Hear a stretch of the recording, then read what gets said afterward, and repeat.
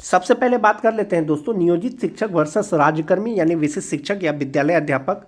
माननीय शिक्षा मंत्री ने सदन में एक सवाल का जवाब देते हुए स्पष्ट कर दिया गया था कि वस्तु स्थिति यह है कि बिहार राज्य विद्यालय अध्यापक संशोधन नियमावली 2023 भारत के संविधान के अनुच्छेद 309 के परंतु के अधीन प्रदत्त शक्तियों के तहत अधिसूचित किया गया है। इस नियमावली के तहत नियुक्त विद्यालय अध्यापक का संवर्ग राजकर्मी के श्रेणी के होते हैं, जबकि स्थानीय निकाय शिक्षकों की नियमावली भारत के संविधान के अनुच्छेद 2043 के तहत अधिसूचित की गई है, जो राजकर्मी श्रेणी के तहत नहीं होते हैं। यानी स्थानीय निकाय के शिक्षक राजकर्मी नहीं है। सरकार के समक्ष स्थानीय निकाय के शिक्षक को अनुभव के आधार पर विद्यालय अध्यापक जो बिहार लोक सेवा आयोग द्वारा नियुक्त है से वरीय बनाने हेतु कोई भी प्रस्ताव विचाराधीन नहीं है। जिस तरह से बिहार राज्य के विद्यालय अध्यापक हैं दोस्तों, उसी प्रकार से विशिष्ट शिक्षक भी हैं। बिहार राज्य के विशिष्ट शिक्षक दोनों समान हैं और वे स्थानीय निकाय के शिक्षकों से हमेशा वरीय होंगे। स्थानीय निकाय के शिक्षक विशिष्ट शिक्षक या विद्यालय अध्यापक से तब तक कन्य है जब तक वे विशिष्ट शिक्षक नहीं बन जाते हैं, राज्यकर्मी नहीं बन जाते हैं।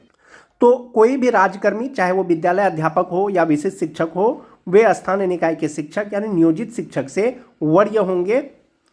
माननीय शिक्षा मंत्री ने इस चीज को क्लियर कर दिया था। अब बात कर लेते हैं दोस्तों सक्षमता पास जो शिक्षक हैं, सक्षमता 1, सक्षमता 2, जिनका ज्वाइनिंग होने वाला है 1 मार्च से 7 मार्च के बीच में, उनमें वरीयता का निर्धारण किस प्रकार से किया जाएगा, कौन सबसे वरीय होंगे, कौन सबसे सीनियर होंगे। विशिष्ट शिक्षकों में वरीयता का निर्धारण किस प्रकार से किया जाएगा दोस्तों, इसके लिए जो विशिष्ट शिक्षक नियमावली 2023 है, जो 26 दिसंबर 2023 को जारी किया गया था, उसका एक बार पुनरावलोकन करना चाहेंगे दोस्तों, क्योंकि विशिष्ट शिक्षकों का जो भी हो रहा है, जो अनुमान्य वेतन मिलेगा या मिल रहा है, या विशिष्ट शिक्षकों को राज्यकर्मी का दर्जा दिया गया है दोस्तों, वो नियमावली के अनुसार दिया गया है। तो संभवतः वरीयता का निर्धारण भी नियमावली के अनुसार ही किया जाएगा। विशिष्ट शिक्षक नियमावली का पॉइंट नंबर 7 में दोस्तों वरीयता निर्धारण से संबंधित दिशा निर्देश दिया गया है। जैसा कि आप देख पा रहे होंगे 7.1 में दिया गया है कि जिला स्तर पर विशिष्ट शिक्षकों की एक वरीयता सूची संधारित की जाएगी। शिक्षकों की प्रत्येक श्रेणी यथा प्राथमिक, मध्य माध्यमिक और उच्च माध्यमिक विद्यालय के लिए विषयवार अलग वरीयता सूची तैयार की जाएगी। यानी विशिष्ट शिक्षक का जो वरीयता सूची संधारित किया जाएगा दोस्तों, ये जिला स्तर पर संधारित किया जाएगा और प्रत्येक श्रेणी, चाहे वो प्राइमरी स्कूल के टीचर हो, चाहे वो मिडिल स्कूल के टीचर हो, चाहे वो हाई स्कूल के टीचर हो, चाहे वो +2 के टीचर हो, विषयवार अलग अलग वरीयता सूची तैयार किया जाएगा। उसके बाद है दोस्तों 7.2 का पॉइंट जो मोस्ट इंपोर्टेंट है वरीयता निर्धारण से संबंधित। इसमें दिया गया है कि विशिष्ट शिक्षकों की वरीयता निम्नलिखित मापदंडों के अनुसार तैयार की जाएगी। यानी जो वरीयता का निर्धारण किया जाएगा, कौन सीनियर होंगे, कौन जूनियर होंगे, उसके लिए 4 पॉइंट दिया गया है दोस्तों। जो उपयुक्त पॉइंट होगा उसके अनुसार वरीयता का निर्धारण किया जाएगा। पहला पॉइंट है दोस्तों स्थानीय निकाय शिक्षक के रूप में प्रशिक्षित वेतनमान प्राप्त करने की तिथि से। स्थानीय निकाय के शिक्षक में जब से उनको ग्रेड पे का लाभ मिल रहा है, यानी प्रशिक्षित वेतन मिल रहा है, एक वो तिथि निर्धारण करेगा कि कौन वरीय होंगे। सबसे पहले जिसको प्रशिक्षित वेतनमान मिल रहा है संभवतः वही सबसे सीनियर होंगे। जिनको बाद में प्रशिक्षित वेतनमान मिल रहा है, बाद में से उनको वो जो है कन्या हो जाएंगे। दूसरा नंबर पॉइंट है दोस्तों जहां 2 शिक्षक उपर्युक्त मापदंड के अनुसार एक ही तिथि साझा करते हैं। मतलब हुआ कि यदि एक से अधिक शिक्षक का प्रशिक्षित वेतनमान प्राप्त करने की तिथि अगर एक ही हो, वैसी स्थिति में वरीयता का निर्धारण उसकी जन्म तिथि के आधार पर किया जाएगा। यानी जन्म तिथि वरीयता तय करने के लिए मापदंड होगा। जिनका उम्र सबसे ज़्यादा होगा वही सबसे सीनियर होंगे, जिनका उम्र सबसे कम होगा वो कनियर होंगे या जूनियर होंगे। तीसरा पॉइंट है दोस्तों जहां 2 शिक्षक उपर्युक्त मापदंड ख के अनुसार एक ही तिथि साझा करते हैं। यानी कि अगर 2 शिक्षक हैं, प्रशिक्षित वेतनमान प्राप्त करने का भी तिथि एक ही है, जन्म तिथि भी एक ही है, तो वैसी स्थिति में जो वरीयता का निर्धारण किया जाएगा उसके नाम के अंग्रेजी अल्फ़ाबेट के आधार पर किया जाएगा और वही वरीयता निर्धारण तय करेगा। सपोज कीजिए कि किसी का नाम अब्दुल है, किसी का नाम बाबुल है, तो संभवतः जो ए लेटर पहले आता है तो ए लेटर वाले सीनियर होंगे। कैसी स्थिति में? यदि प्रशिक्षित वेतनमान प्राप्त करने की तिथि सेम हो, जन्म तिथि सेम हो।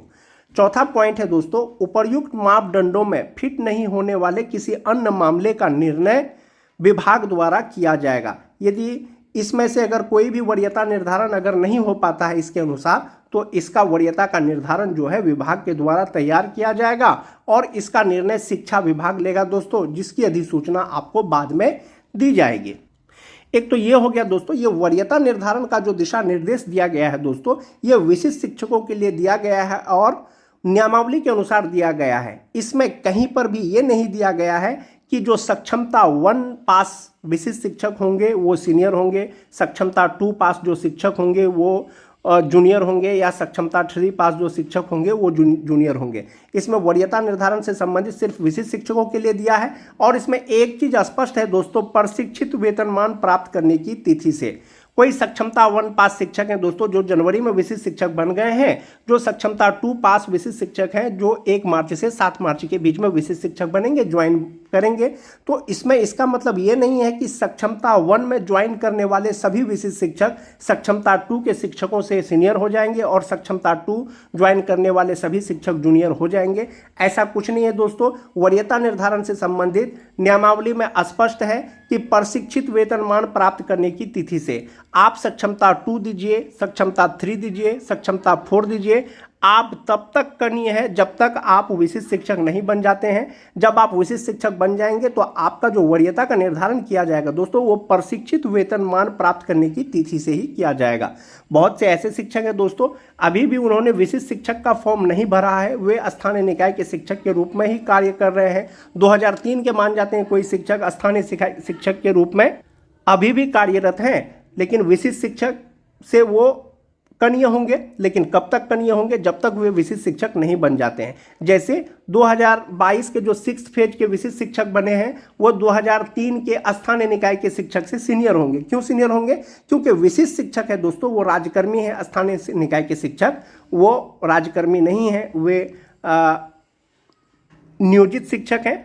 जिस दिन वे सक्षमता का परीक्षा पास कर जाएंगे विशिष्ट शिक्षक के रूप में वे योगदान कर लेंगे। संभवतः जो 6th फेज के नियोजित शिक्षक विशिष्ट शिक्षक बने हैं उनसे वो वरीय हो जाएंगे। तो इसमें वरीयता का निर्धारण सिर्फ और सिर्फ प्रशिक्षित वेतनमान प्राप्त करने की तिथि से निर्धारण किया जाएगा, उसका जन्म तिथि से उसका निर्धारण किया जाएगा, या नाम के अल्फ़ाबेट से वरीयता का निर्धारण किया जाएगा। सक्षमता 1, सक्षमता 2, सक्षमता 3 से इसका कोई मतलब नहीं है दोस्तों। आप जब भी परीक्षा पास करेंगे, आपकी काउंसलिंग सफलतापूर्वक हो जाएगी, आप विशिष्ट शिक्षक बन जाएंगे और उसी तिथि से आपका जो है वरीयता का निर्धारण होगा और नियमावली के अनुसार ही होगा। विशिष्ट शिक्षक नियमावली में दोस्तों विशिष्ट शिक्षकों का जो वेतन से संबंधित है उसमें स्पष्ट कहा गया है कि विशिष्ट शिक्षक स्थानीय निकाय नियमावली 2020 के तहत उन्हें प्रदान किए गए पूर्ण वेतन संरक्षण पे प्रोटेक्शन प्राप्त करेंगे। तो वेतन संरक्षण का जो लाभ मिलेगा दोस्तों, ऐसा नहीं है कि सिर्फ सक्षमता 1 पास शिक्षक को ही मिलेगा। सक्षमता 1, सक्षमता 2, सक्षमता 3, सक्षमता 4, सक्षमता 5, जब कभी भी सक्षमता परीक्षा पास करेंगे स्थानीय निकाय के शिक्षक, सभी को पूर्ण वेतन संरक्षण का लाभ मिलेगा। इसके अलावा नियमावली के प्रभावी होने पर उनका जो वेतन मिलेगा, यानी विशिष्ट शिक्षकों को जो वेतन मिलेगा दोस्तों, वो फिटमैन मैट्रिक्स टेबल के अनुसार मिलेगा। और उसके अतिरिक्त जो है, जो डीए होता है राज्य सरकार का, एचआरए होता है, मेडिकल होता है, वो इंक्लूड करके वेतन का भुगतान किया जाएगा। और फिटमैन मैट्रिक्स टेबल अनुलग्न क के अनुसार होगा। फिटमैन मैट्रिक्स इस नियमावली के अनुसार विशिष्ट शिक्षकों की नियुक्ति को इंगित करेगा। एक ये हो गया दोस्तों। दूसरा चीज बात कर लेते हैं प्रोन्नति का, प्रमोशन का। विशिष्ट शिक्षकों का भी प्रमोशन होगा, लेकिन कब होगा? लगातार 8 वर्ष की सेवा के बाद होगा।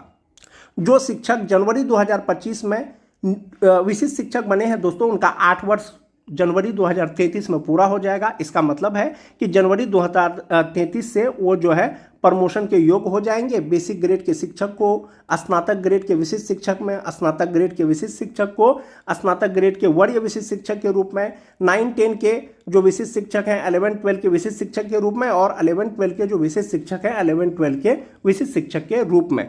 चूंकि सक्षमता 1 पास जो शिक्षक हैं दोस्तों, वो जनवरी 2025 में ही विशिष्ट शिक्षक बन गए हैं, इसलिए उनका 8 वर्ष जनवरी 2033 में पूरा हो जाएगा। और जो सक्षमता 2 पास हैं दोस्तों वो मार्च 2033 में उनका 8 साल पूरा होगा, तो उनका प्रमोशन मार्च 2033 के बाद होगा। ऐसी स्थिति में दोस्तों जहां तक बात प्रमोशन का है, जो सक्षमता 1 क्वालिफाइड शिक्षक है, जो विशिष्ट शिक्षक बन गए हैं, उनका प्रमोशन पहले होगा, उसके बाद सक्षमता 2 का होगा, उसके बाद सक्षमता 3 का होगा। इसी प्रकार से बारी बारी से प्रमोशन किया जाएगा। लेकिन वरीयता का निर्धारण सिर्फ विशिष्ट शिक्षकों में होगा दोस्तों, आपका प्रशिक्षित वेतनमान की तिथि से होगा। लेकिन जहां तक बात प्रमोशन का है, सक्षमता 1 पास जो विशिष्ट शिक्षक हैं उनका प्रमोशन पहले होगा, फिर सक्षमता 2 का होगा, फिर सक्षमता 3 का होगा। जब आपका प्रमोशन होगा दोस्तों, आपका जो पात्रता है, योग्यता है, वो आपके पास होना चाहिए। यदि आप बेसिक ग्रेड के विशिष्ट शिक्षक अभी बन गए हैं या बनने वाले हैं, जब आपका प्रमोशन होगा दोस्तों तो आपको ग्रेजुएट होना चाहिए, आपके पास बीए, बीएससी, बीकॉम की डिग्री होना चाहिए, तब आप स्नातक ग्रेड में प्रोन्नति ले पाएंगे या प्रमोशन ले पाएंगे होगा। विशिष्ट शिक्षकों का जो फिटमेंट मैट्रिक्स टेबल है दोस्तों, यही वो फिटमेंट मैट्रिक्स टेबल है जिसके आधार पर विशिष्ट शिक्षकों का वेतन निर्धारण किया जा रहा है या किया जाएगा। जो स्टार्टिंग बेसिक पे है वो 25,000 है, 1 to 5 का 28,000 है, 6 to 8 का 31,000 है, 9-10 का, और 32,000 है 11-12 का। इस प्रकार से स्टार्टिंग बेसिक पे। तो आपको जो नियोजित रहते हुए फिट वेतन मिल रहा था, तो उस समय जो आपका बेसिक पे था वो यहाँ पर कहाँ फिट बैठ रहा है। जैसे अगर बात करें हम टी पास शिक्षक का, जो 2013 से लेकर के 2016 तक बहाल हुए हैं, चाहे वो जनरल टीटी हो, चाहे वो उर्दू टीटी हो, और 31/3/2019 को उनका प्रशिक्षण प्राप्त हुआ है। तो नियोजित रहते हुए जनवरी 2025 में उनका बेसिक पे 27,010 रुपया था।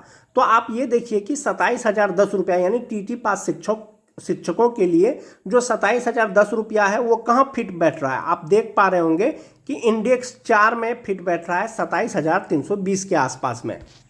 यानी टीटी पास शिक्षकों का जो वेतन निर्धारण होगा, जो बेसिक पे होगा, वो 27,320 रुपया होगा। वहीं पर जो 2003 से लेकर के 2005 तक बहाल जो शिक्षक हैं नियोजित रहते हुए जनवरी 2025 में, उनका बेसिक पे 31,340 रुपया है, जो विशिष्ट शिक्षक नहीं बने हैं।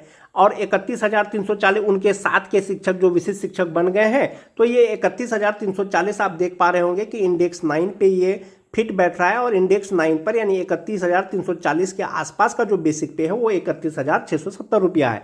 इसका मतलब है जो 2003 से लेकर के 2005 तक जो बहाल नियोजित शिक्षक विशिष्ट शिक्षक बने हैं, उनका जो वेतन निर्धारण होगा वो बेसिक पे 31,670 रुपया पर होना चाहिए। इस प्रकार से सभी शिक्षकों का दोस्तों यही फिटमेंट मैट्रिक्स टेबल के अनुसार उनका वेतन निर्धारण होगा, और जो बढ़ा हुआ वेतन है उसके आधार पर वेतन मिलेगा।